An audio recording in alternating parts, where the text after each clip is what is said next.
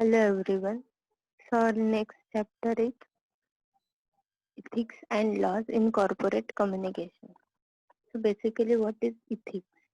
Ethics is a moral principle that governs a person's behavior or the conducting of an activity, or we can say the branch of knowledge that deals with moral principles. So importance of these ethics in corporate communication to advise the top level of the organization. Professional communicators must be conversant with issues management, risk and crisis management, leadership, organizational culture, and policy and ethics. Decision at the higher level of the organizational system almost invariably include an ethical component. For example, culture, environment, accountability, communication, uh, that influenced by the ethics or ethical behavior of that company, or the regarding person. uh, uh, म्हणून ethics हे खूप important आहेत communication मध्ये, कारण top level management जेव्हा communicate करत असते किंवा कॉर्पोरेट कम्युनिकेटर जे कम्युनिकेट करत असतात किंवा डील करत असतात, तरी ते त्याच्यात crisis management, risk management, leadership, organisational culture, policy हा खूप इम्पॉर्टंट पार्ट येतो. आणि त्याच्यामध्ये इथिक्स मेंटेन करणं हे खूप जास्त इम्पॉर्टंट आहे. त्याच्यानंतर नेक्स्ट आहे ethical challenges. Lack of communication professional. तर फर्स्ट चॅलेंज काय आहे, तर लॅक ऑफ कम्युनिकेशन प्रोफेशनल्स. कारण तितकं ॲबिलिटी असलेलं किंवा तितका एक्सपिरियन्स असलेलं किंवा कॉम्पिटंट पर्सन जे आहेत तर ते अवेलेबल होत नाही. हे पहिलं चॅलेंज आहे. नेक्स्ट आहे do not have training in ethical decision making.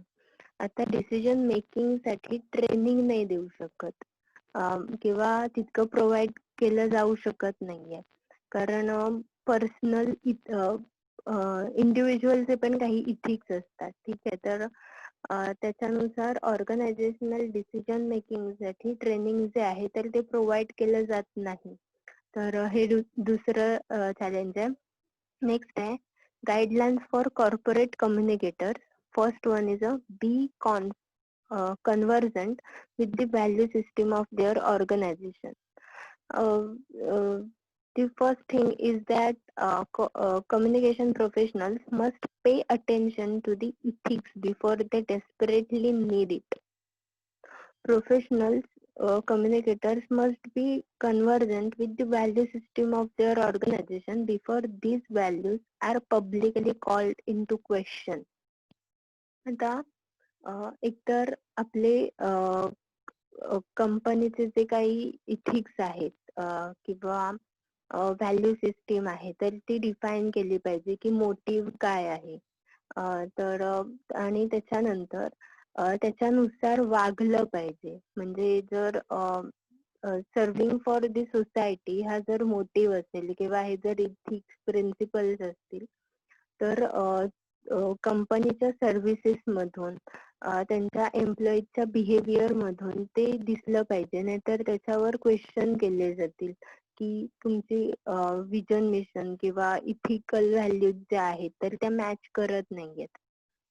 Next is study the academic results and best practices of ethics management.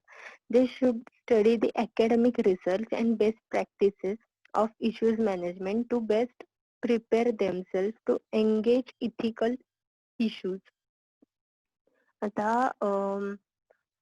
आपल्याला जसं BMS हा कोर्स स्पेशलाइज्ड आहे, प्रोफेशनल कोर्स आहे, तसंच इश्यूज मॅनेजमेंट किंवा अकॅडमिक रिसर्च जे तुम्ही प्रोजेक्ट बनवता, तुम्हाला टीवायला येऊन रिसर्च पेपर करण्यासाठी पण मोटिवेट केलं जातं. तर ह्याच्यावर जास्त फोकस केला गेला पाहिजे की जेणेकरून त्या स्टुडंटचा किंवा त्या कॅन्डिडेटचा त्याच्यातलं नॉलेज आहे किंवा स्किल्स आणि ॲबिलिटीज ज्या आहेत तर त्या वाढतील आणि इथिक्स च्या रिलेटेड किंवा इश्यूज मॅनेजमेंट ही जी ॲबिलिटी आहे तर ती इम्प्रूव्ह होईल. नेक्स्ट आहे emphasise on communication. It is the responsibility of the corporate communications experts to educate the decision makers about the many ways that communication can contribute to the success of the organization, including solving and preventing ethical dilemmas.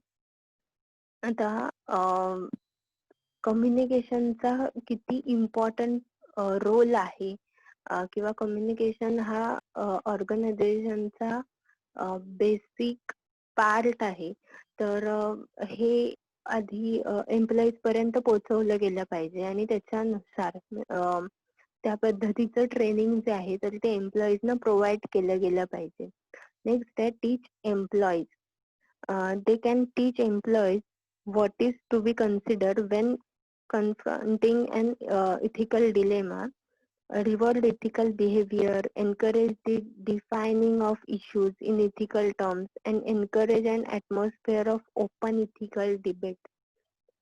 आता प्रत्येक एम्प्लॉईचं किंवा कंपनीच्या कल्चरनुसार त्याच्या values change होत जातात. पण मग ethical टीच employees म्हणजे ट्रेनिंग मधला पार्ट जो आहे. आता मार्केटिंग किंवा सेल्स पर्सनलचं ट्रेनिंग तुम्हाला माहित असेल ऐकून की त्याच्यामध्ये कम्युनिकेशन वर जास्त भर दिला जातो.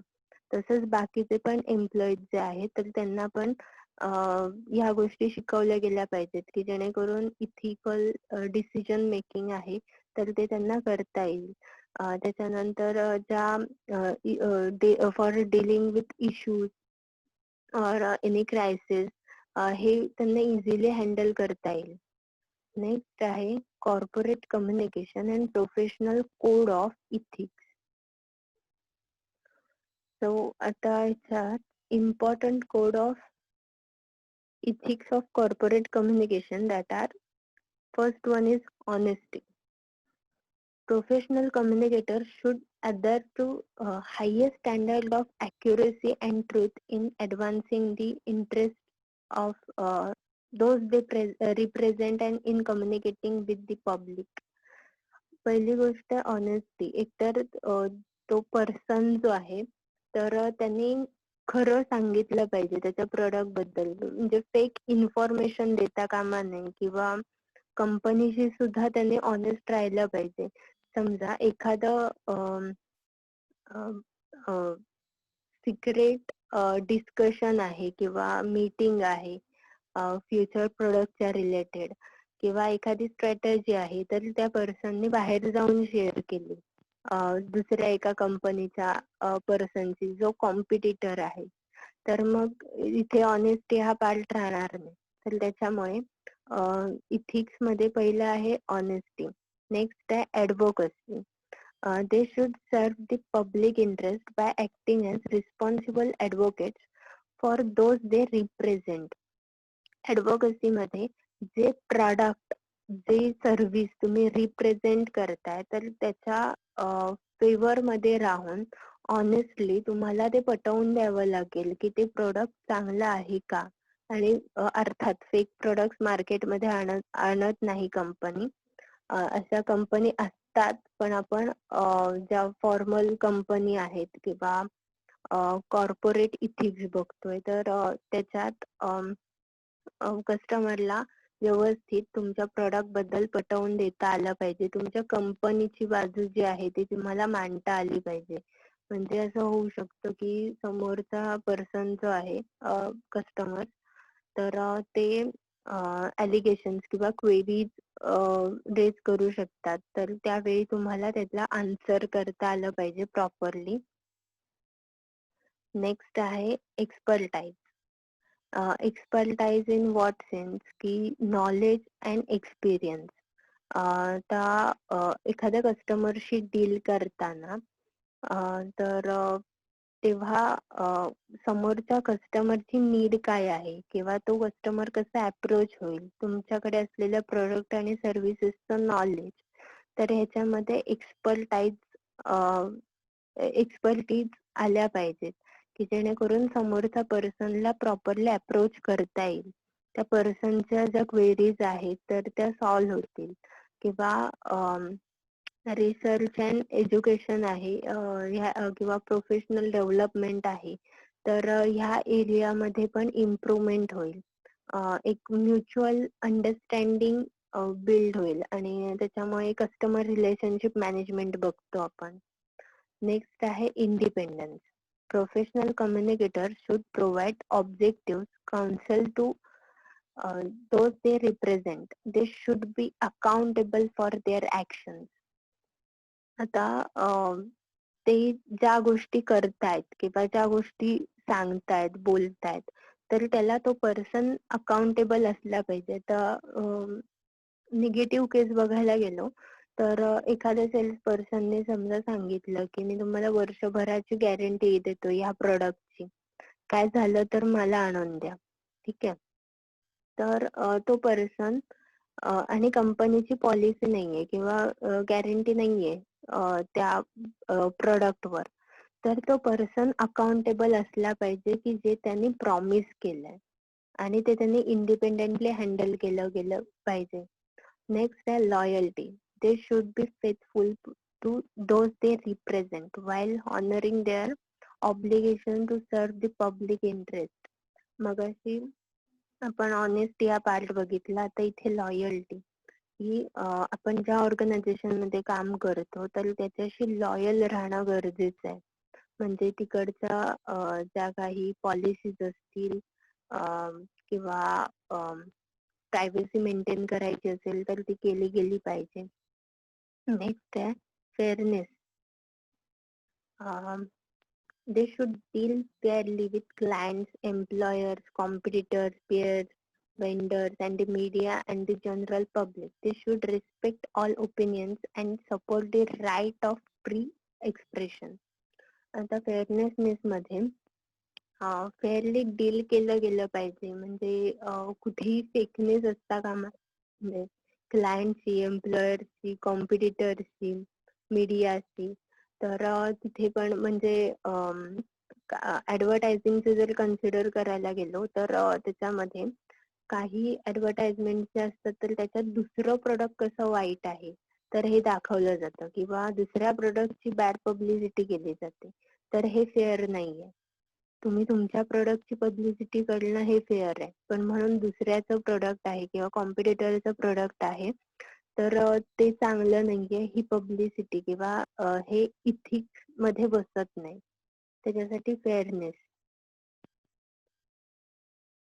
नेक्स्ट आहे mass media loss.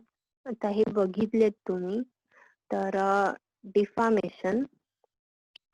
There is always a delicate balance between one person's right to freedom of speech and another's right to protect their good names.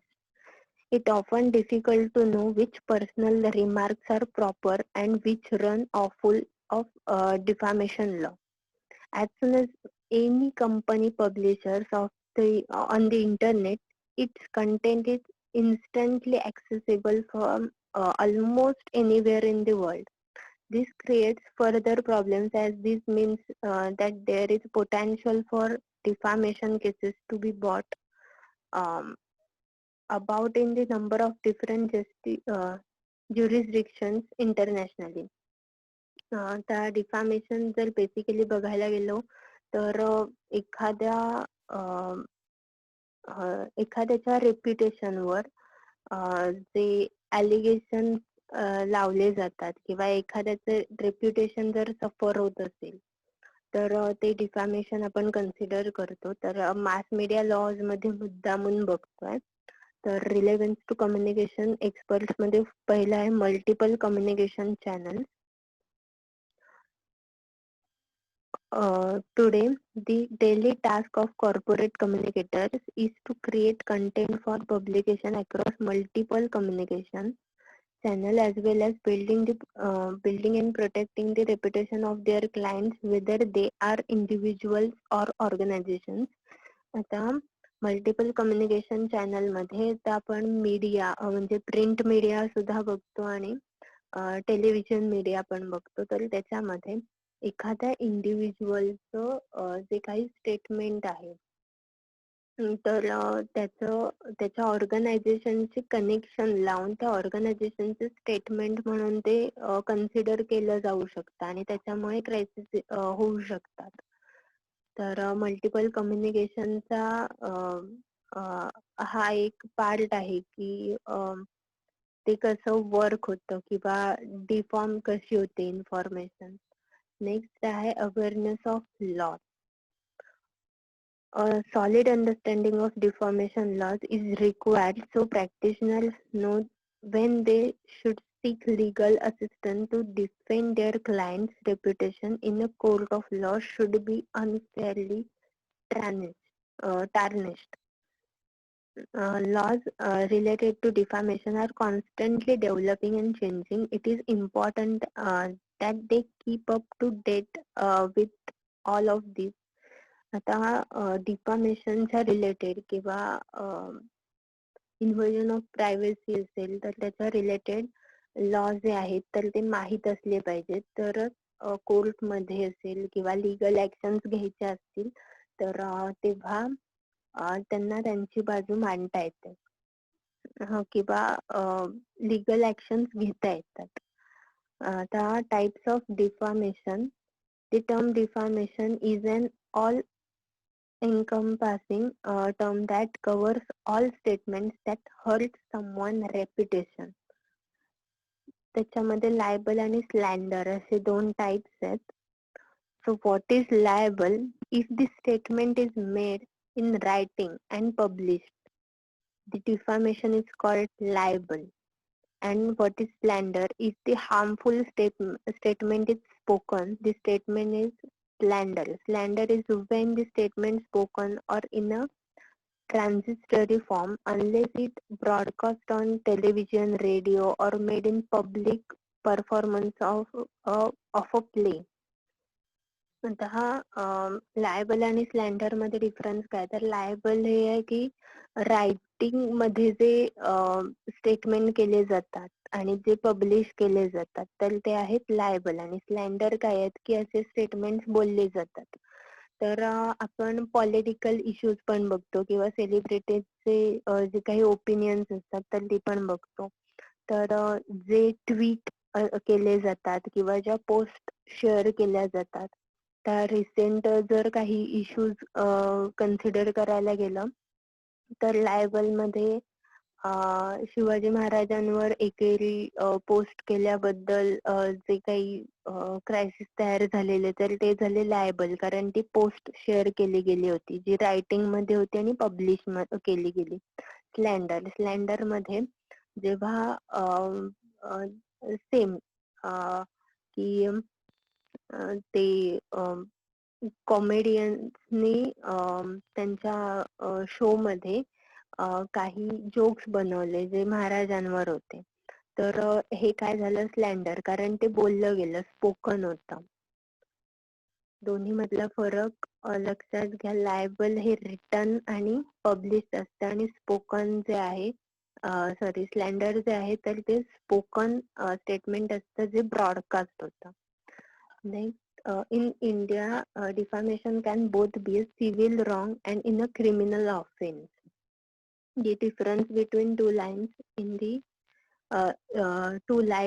the objects that seek to achieve, while the civil wrong tends to provide for a redressal of wrongs by awarding compensation. A criminal law seeks to punish a wrongdoer and send a message to others not to commit such acts.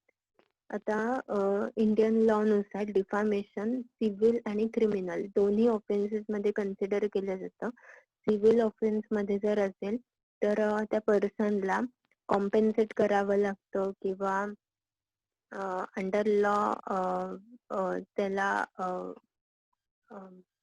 म्हणजे माफी वगैरे मागितली जाहीर, तर civil मध्ये consider केलं जाऊ शकतं, किंवा कॉम्पेन्सेशन, एखादा फाईन. आणि जर क्रिमिनल ऑफेन्स असेल तर त्याला पनिश केलं जातं, की जेणेकरून पुढचे म्हणजे पुन्हा कोणी अशा पद्धतीच्या गोष्टी करणार नाही. मग त्या पनिशमेंट ज्या असतात तर त्या खूप स्ट्रॉंग आणि स्ट्रेट असतात, की काही वर्षांची इम्प्रिझरमेंट असेल, किंवा फाईन असेल, किंवा बोथ असतील. नेक्स्ट आहे inversion of privacy. Communication experts prepare publicity release and other types of organizational communications on any number of topics and issues. Some of these messages could easily concern the public disclosure of private facts. तर ह्याच्यामध्ये inversion of privacy मध्ये प्रत्येकाची personal life असते. तर ह्याच्यामध्ये जर example consider करायचं झालं तर जे सेलिब्रिटी आहेत तर त्यांची पर्सनल लाईफ जी आहे तर ती एक्सपोज केली जाते विदाउट देअर परमिशन. मग त्याच्यामध्ये त्यांचे काही अफेअर्स असतील, किंवा काही फेक न्यूज असतील, किंवा अगदी खऱ्या न्यूज असल्या तरी सुद्धा त्यांचा कन्सर्न न घेता त्या न्यूज पब्लिश केल्या जातात. मग हे काय इन्व्हर्जन ऑफ प्रायव्हसी. मग inversion of privacy act under जे सेलिब्रिटी आहेत तर ते काय करतात की लिगल ऍक्शन घेतात, की कुठल्या मीडियाने हे स्प्रेड केलंय, किंवा कुठल्या चॅनल वरून हे स्प्रेड झालंय. नेक्स्ट आहे major area of privacy law. First one is appropriation. Next one is intrusion. Appropriation of a person's name or likeness for commercial or trade purposes without permission in an invasion of privacy, and may be violation of a person's right to publicity. Use of individual's photograph, a sketch of a person, a nickname or a stage name are all considered use of name or likeness. आणि intrusion on the individual solitude or intrusion in an invasion of privacy. The legal wrong occurs as soon as information about individuals is illegally collected. Subsequent publication of the material is not required. आता appropriation मध्ये जर एखाद्या पर्सनचं नाव चुकीच्या पद्धतीने घेतलं गेलं असेल, किंवा चुकीचं घेतलं असेल, किंवा त्या पर्सनचा काही संबंध नसताना, म्हणजे फॉर एक्झाम्पल मला एक्स पर्सनचं नाव घ्यायचंय आणि मी बातमी देताना वाय पर्सनचं नाव घेऊन दिलं, कारण त्यांचं सरनेम किंवा नाव सेम असेल. तर हे काय झालं की ते इन्व्हर्जन ऑफ प्रायव्हसी, की नाव चुकलं माणसाचं. ठीक आहे. त्याच्यानंतर नेक्स्ट आहे की एखाद्या पर्सनला न विचारता त्याचे फोटो पब्लिश केले गेले ऍडव्हर्टाइजमेंट साठी असतील, किंवा त्या पर्सनचं निकनेम आहे, किंवा पब्लिसिटीसाठी त्या पर्सनचं नाव यूज केलं गेलं त्याचा कन्सर्न नसताना, तर ते आहे अप्रोप्रिएशन अंडर येतं. इंट्रुजनच्या अंडर काय येतं की त्या पर्सनची इन्फॉर्मेशन आहे ती इलिगली कलेक्टेड केली गेली असेल. आता फॉर एक्झाम्पल सेलिब्रिटीचं कन्सिडर करायला गेलं, किंवा एखादा बिझनेस टायकॉनची इन्फॉर्मेशन असेल, तर त्यांच्या पर्सनल लाईफ बद्दल म्हणजे अक्षरशः डिटेक्टिव्ह सारखं सगळी इन्फॉर्मेशन कलेक्ट करून मग ती पब्लिश केली, तर ते आहे इंट्रुजन, की ते इलिगली माहिती मिळवली गेली. इंटरव्ह्यू मेथड असतील, किंवा मीडिया जेव्हा त्यांना कॅच करतं कॅमेरामध्ये, तर ह्या मेथड आहेत तर त्या काइंड ऑफ लिगल मेथड्स आहेत. तर इंट्रुजन ही इलिगल मेथडने कलेक्ट केलेली इन्फॉर्मेशन कन्सिडर केली जाते. Guidelines regarding employee news. First one, focus on organization related activities. Have employees submit personal news double check information, tell employee how story or photo will be used, have employee sign blanket release. आता एम्प्लॉईजला news देताना म्हणजे अगदी एखाद्या कंपनीचा employee असेल आणि त्याला आपल्या कंपनीची न्यूज जर द्यायला सांगितली असेल तर त्याच्यामध्ये ऑर्गनायझेशनच्या कुठल्या ऍक्टिव्हिटीज ज्या आहेत तर त्या सांगितल्या पाहिजेत.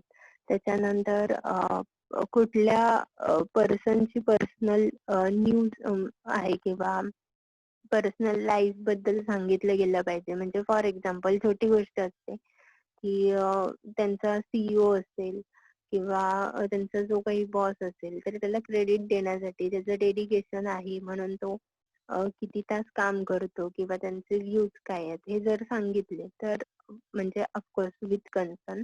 नेक्स्ट आहे डबल चेक इन्फॉर्मेशन. तर त्याच्यामध्ये नाव किंवा कुठलीही पर्सनल इन्फॉर्मेशन गेली नाहीये ना हे चेक केलं गेलं पाहिजे.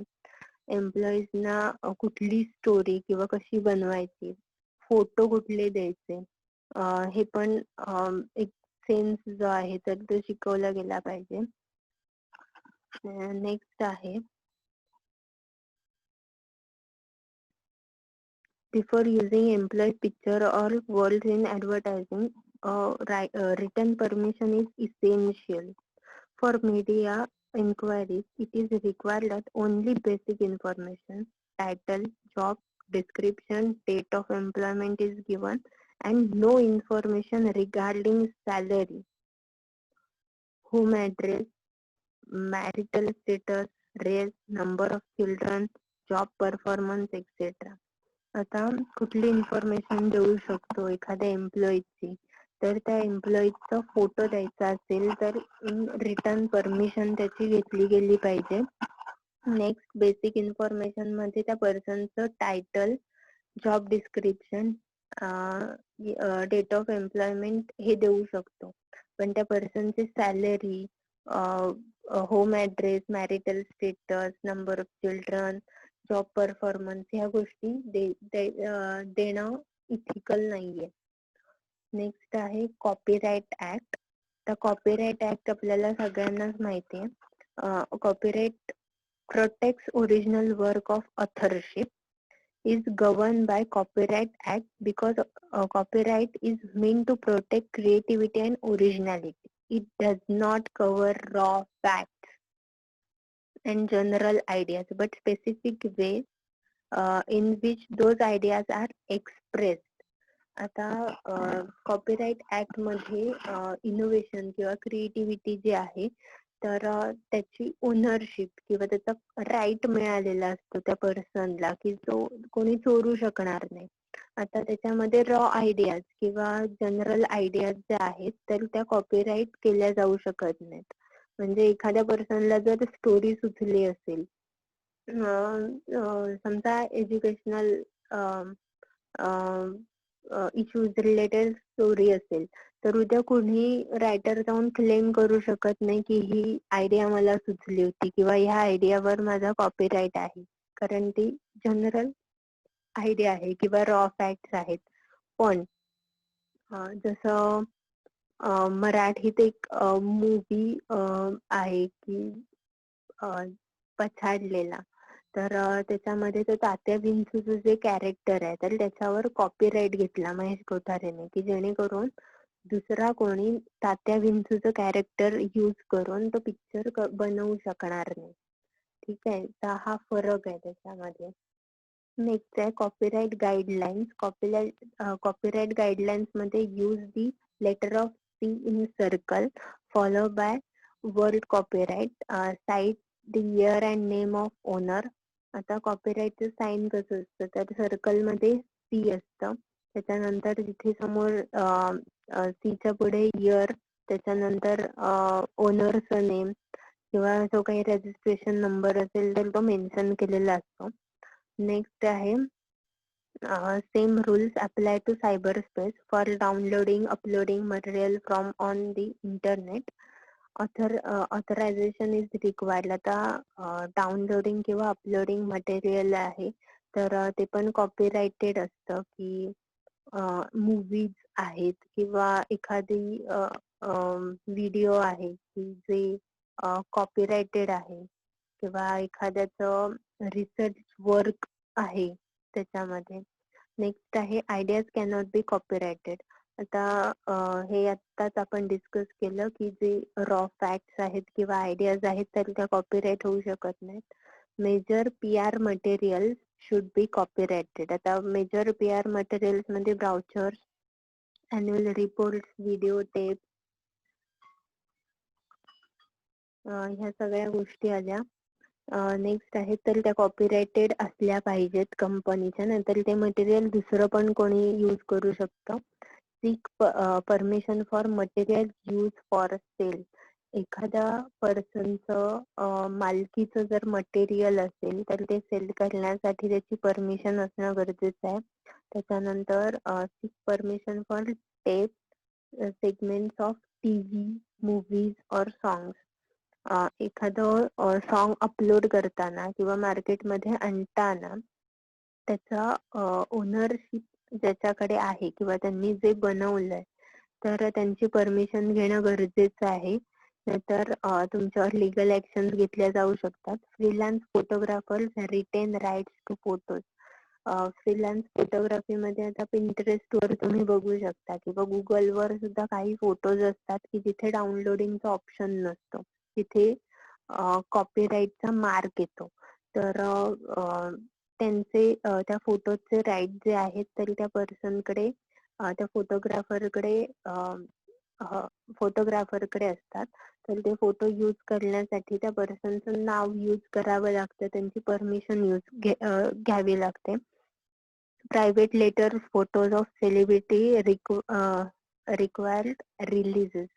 आता प्रायव्हेट लेटर्स जे असतील किंवा फोटोज जे असतील तर त्याच्यासाठी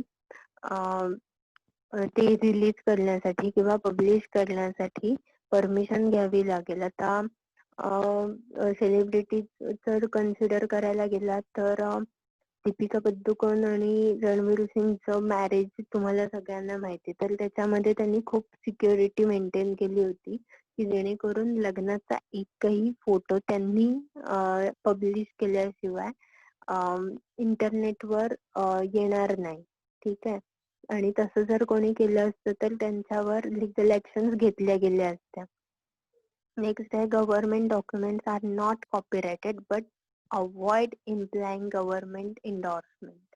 त्या गव्हर्नमेंट डॉक्युमेंट्स जे आहेत ते कॉपीराइटेड नसतात, पण गव्हर्नमेंट डॉक्युमेंट जे आहेत ते बाकी कुठे यूज करू शकत नाही. Digital privacy.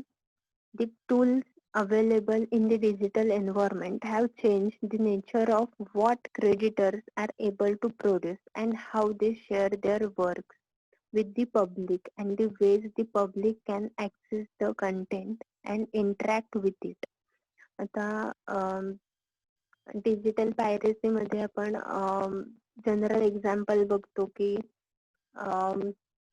मूवी रिलीज व्हायच्या आधी मूवी इंटरनेटवर अवेलेबल झालेली असते, तर हे डिजिटल पायरेसीचं एक्झाम्पल आहे.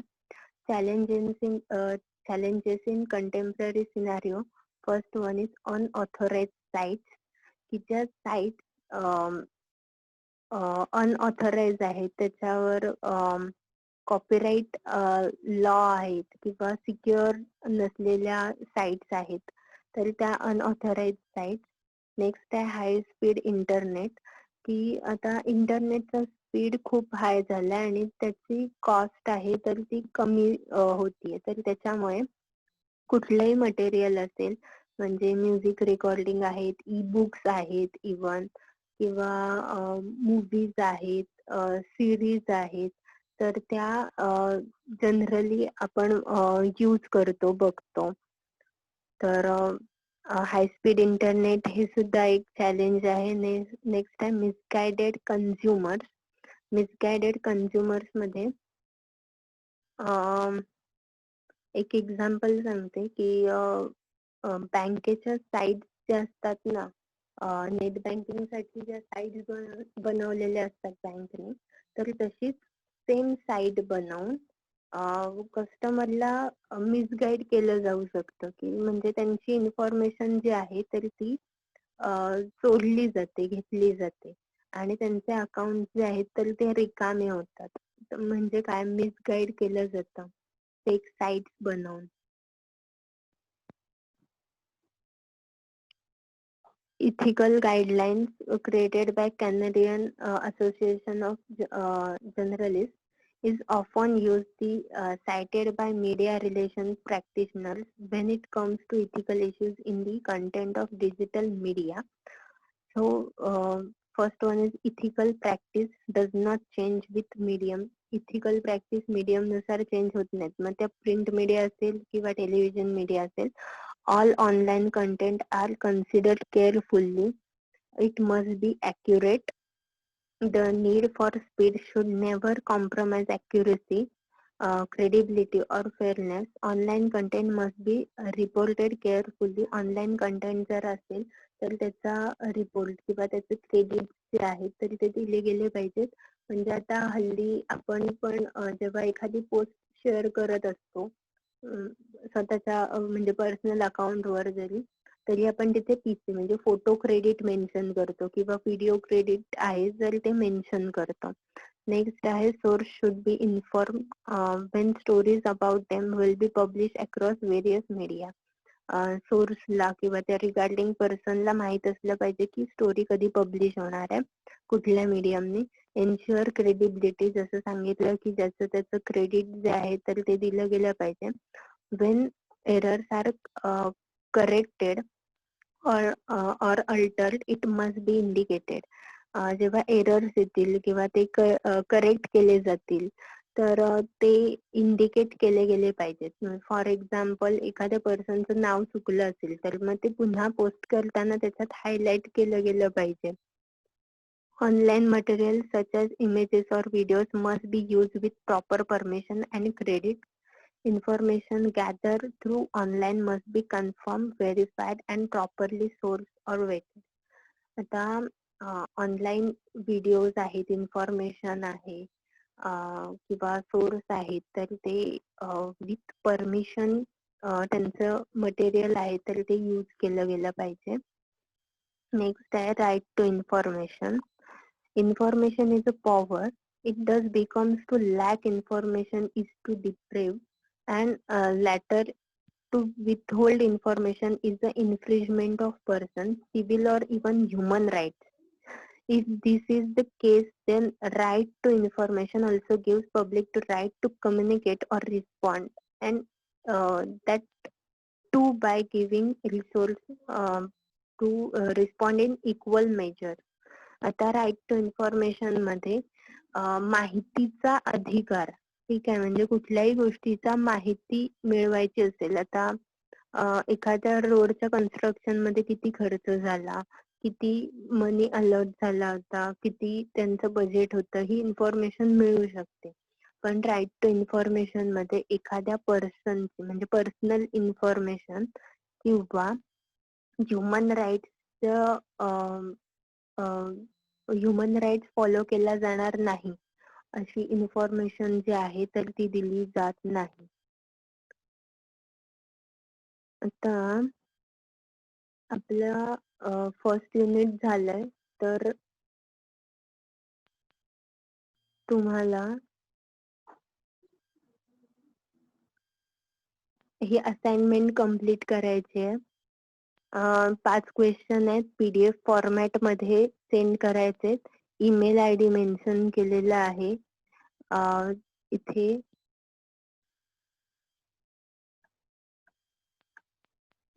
तुम्हाला क्लासचं नेम, त्याच्यानंतर तुमचं सब्जेक्ट नेम जे आहे तर ते मेन्शन करायचंय. त्याच्यानंतर असाइनमेंट नंबर आणि तुमचं नाव.